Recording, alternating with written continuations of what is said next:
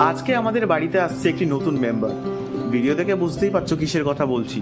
তো অনেকগুলো কালার দেখার পর ফাইনালি এই কালারটা পছন্দ হলো, তারপরেই অর্ডার দিয়ে দিলাম।